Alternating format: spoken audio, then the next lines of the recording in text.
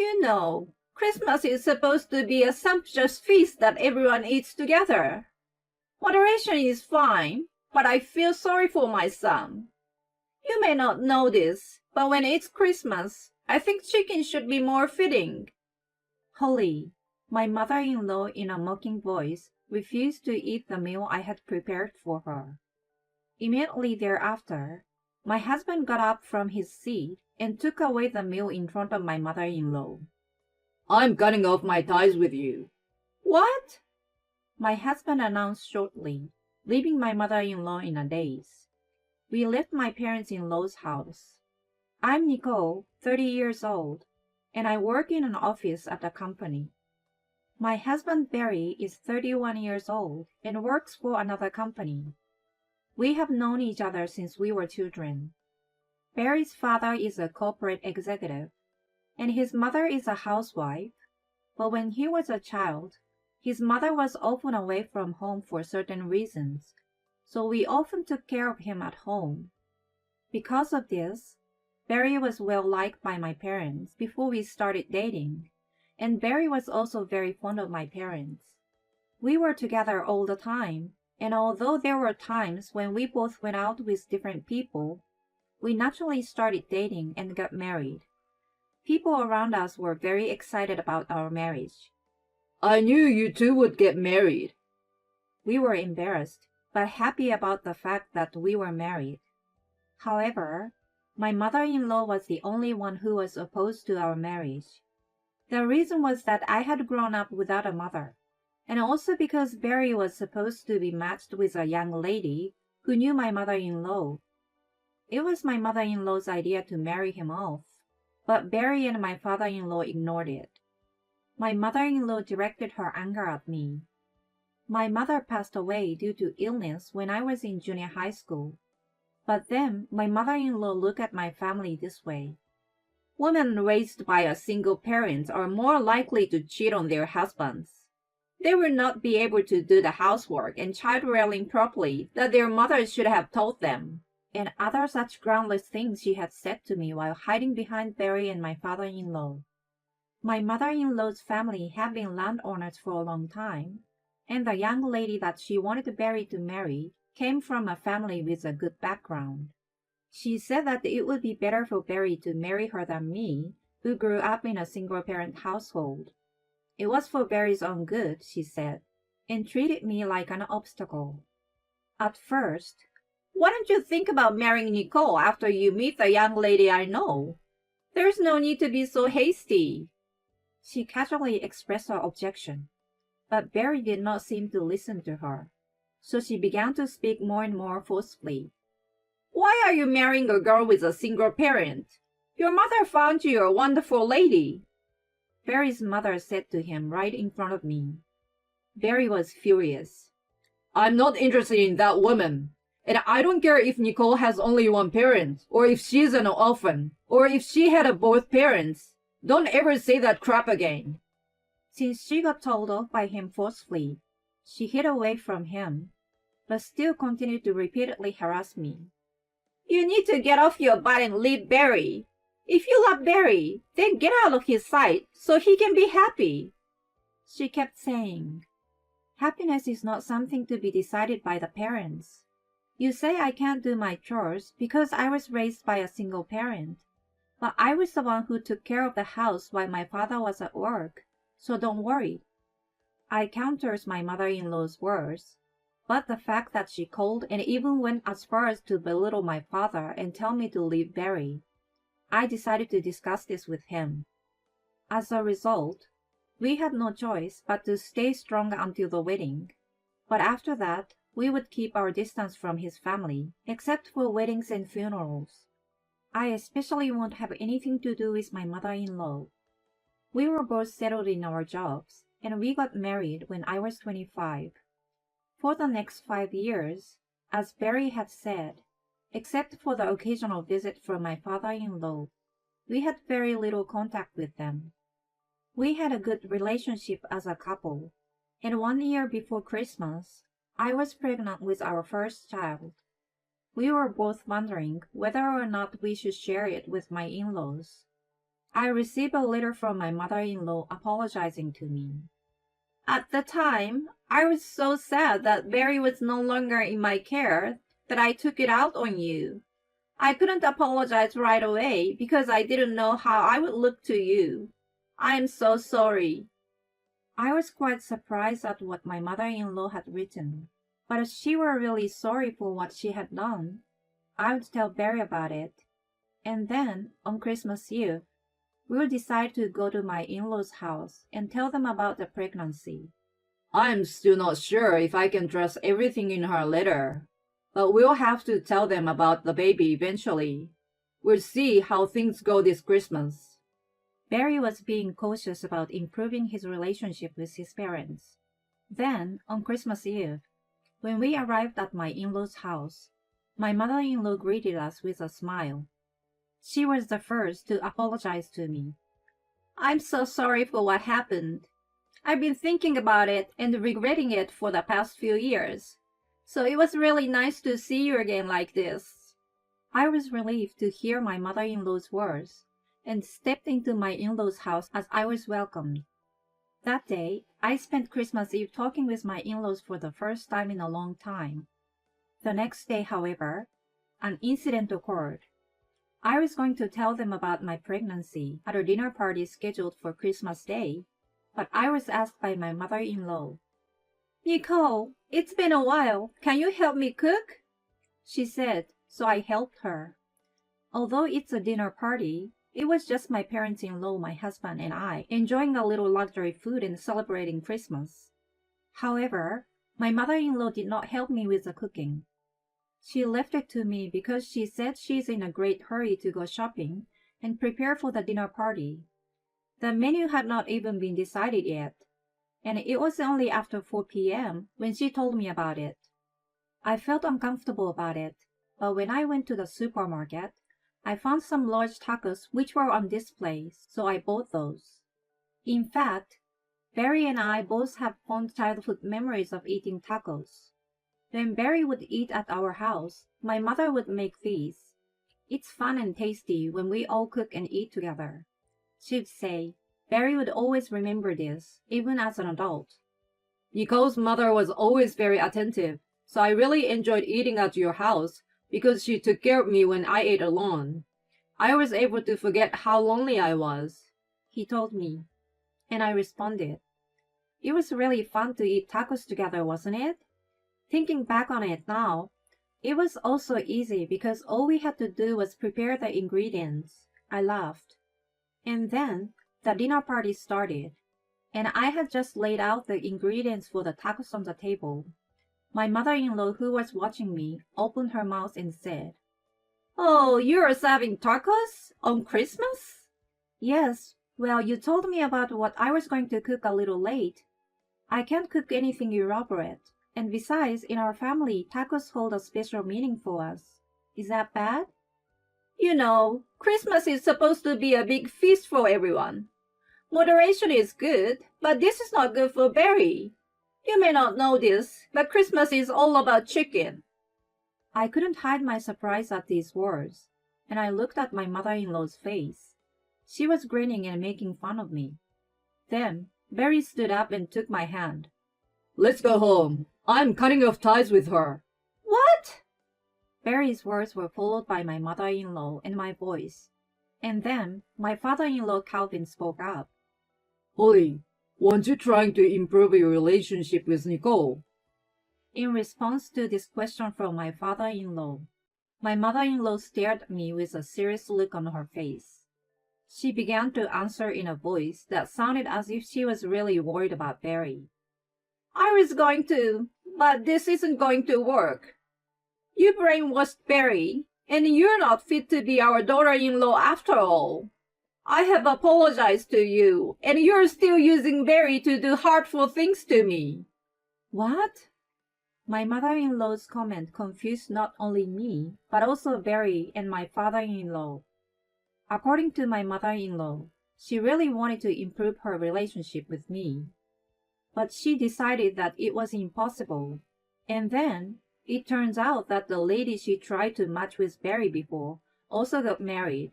But because of the woman's infidelity, she got divorced and is looking for a new husband. So my mother-in-law decided to bring it up to Barry again. So she sent me a letter of apology to have him come to see her at Christmas. I later heard that while I was out shopping, my mother-in-law had casually told Barry about it. At this point, Barry was already angry with his mother. However, because of the matter of our future child, and since I was out shopping for food, they decided to discuss things after the dinner party was over. Why are you pushing such a woman to Barry? He already has Nicole. Nicole would never cheat on him, and she's a much nicer girl. The young lady comes from a good family. She and Barry will get along just fine as divorced couples. I'm sure the divorce was caused by an affair, right? You are a man. You can forgive a fling or two, can't you? You forgave me too. The in-laws began to argue. When my mother-in-law said those last words, it was as if time froze. My mother-in-law had an affair once when Barry and I were still children. Barry was in our house often because my mother-in-law was having an affair and was always away. My in-laws were on the verge of divorce once at this time. My mother-in-law apologized, and Barry was still very young. My father-in-law was reluctant to rebuild the relationship. My father-in-law was reluctant to reestablish it. My father-in-law, though quiet, became furious. You think I forgave you easily for what you did to me back then? Are you saying that you have no problem with your son going through the same thing I went through? As expected, my mother-in-law was choking on her own foolish words. Holly, you have the nerve to say that I'm prone to cheating on my husband and to leave Barry because of your selfish prejudice of me being raised by a single parent, didn't you? You're from a good family, so why did you have an affair? Don't you think something's wrong with your attitude? Hearing my words, my mother-in-law became even more furious, saying I didn't know what I was talking about. And just when the mood of the place was getting bad, Barry spoke up. Did you ever think about how that must have felt at that moment? Or if I, who was only a child then, was feeling so lonely? You didn't think about all that, did you? At least, I would never marry a woman who would cheat on me, and I have no intention of leaving Nicole in the first place. I don't want to breathe the same air in this house with a woman like you. We're leaving. Barry's face was full of anger and contempt. I followed him, unable to speak. My mother-in-law tried to keep Barry back, but my father-in-law would have none of it. From inside the in-law's house, I could hear my mother-in-law frantically apologizing to my father-in-law. When we got home, I wish I could just tell Dad about the baby. But if he and Mom are going to be together, I don't want anything to do with it. I don't want Nicole involved either. I'm sorry you had to go through all this because of my parents. Barry lowered his head.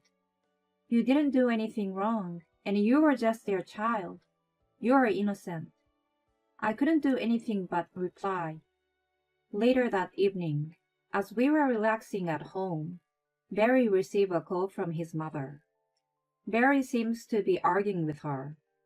I could tell from the way Barry was acting that the discussion between the in-laws was not going to end well for my mother-in-law. I sensed from Barry's behavior that the discussion between his parents had ended badly for his mother. My parents are getting a divorce. My dad was going to divorce her when I came of age, but he has been holding out until we got married so he wouldn't have to worry about us. Barry ended the call with a terribly tired look on his face and told me that his parents were divorcing. My mother-in-law called Barry for my father-in-law, who had told her he was getting a divorce. She tried to have Barry to convince his father to reconsider, and also to make amends with Barry's supposed marriage partner, still going on with her selfish way of thinking. Naturally, Barry rejected this, and even told his mother that he would refuse to have any further contact with her. He also said that he was considering legal action depending on the situation. I was appalled at my mother-in-law's brazenness. Barry's condition, rather than mentioning it, I'm quite concerned about his and my father-in-law's mental state, and I just hope that they would be able to separate themselves from my mother-in-law as soon as possible. A few days later, we received a call from my father-in-law. We invited him to our house and had a discussion about the future. According to my father-in-law, his divorce from my mother-in-law was final, and that she was going back to her hometown for the time being. However, it was discovered that the lady and my mother-in-law had been pursuing the marriage proposal with Barry on their own. This led to a lot of criticism from the people around her, so she is expected to soon be kicked out of her house. And when that happens, she will turn to Barry for help. We could help her or we could ignore her. That would be up to our own judgment. Of course, Barry decided to ignore my mother-in-law. He even told me that if my father-in-law showed any kindness to her and continued to have anything to do with my mother-in-law, he would also cut his ties with my father-in-law. When my father-in-law heard this, he laughed out loud and said, I don't have that kindness in me. I'm going to hire a lawyer so that I don't have to see her face ever again. He told Barry. Barry will continue becoming a fine man, and you will be there for him. I've seen that, and now I'm thinking it might be a good idea to go back to the countryside and live a life of solitude. You are thinking of retreating to the country by yourself? That's not a good idea, Grandpa. Barry smiled at his father, who was a little sad. I don't see why you two should be in any trouble. You two are getting along just fine, aren't you? Wait, Grandpa? Barry's father, who seems puzzled by Barry's words, recognized the word Grandpa and looked surprised. I'm actually pregnant. Actually, I was talking to Barry about telling you at Christmas. I'm sorry it took so long to tell you. I bowed my head and laughed. My father-in-law looked as if he was about to burst into tears. He asked Barry if it was really true, and then turned to me and kept saying, Thank you, thank you. And he was happy to hear that. In the days since Christmas, my father-in-law had been emotionally drained due to my mother-in-law, so I was so glad to be able to report this to him. After talking a bit with Barry, it seems that sharing this news helped him come out of his exhausted state, and he started sanctioning my mother-in-law in a number of ways.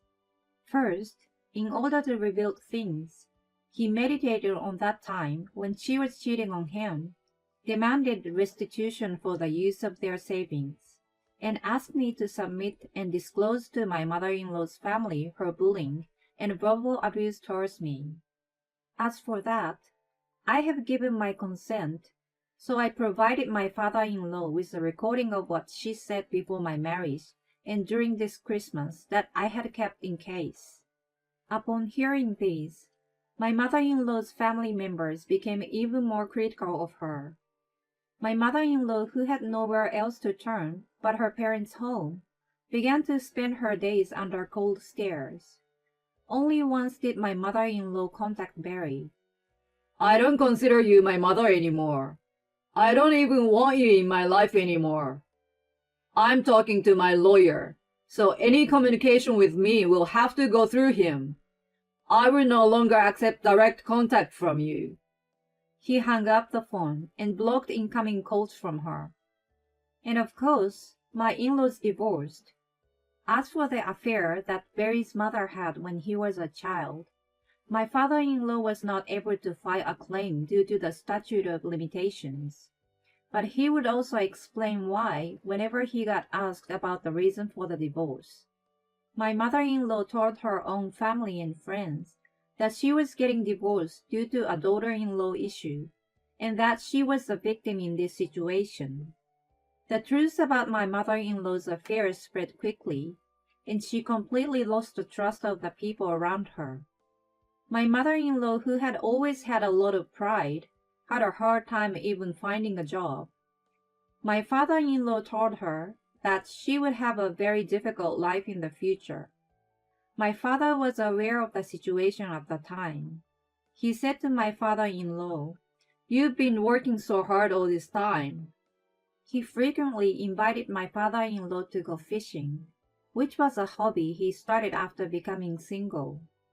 When things had finally settled down, he was relieved, but still very tired. He has recently started to regain his energy. He and my father have become so close that they often drink together as well as go fishing. As for me, I have morning sickness, but my baby is growing well. I am having a comfortable pregnancy with the support of Barry, my father-in-law, and my father, who take care of me every day. I had only found out by my mother-in-law's affair when our engagement was finalized, but I remembered the sad look on Barry's face at the time. We would never let that happen to our child, so Barry and I always talk about how we want to raise our child with love and care.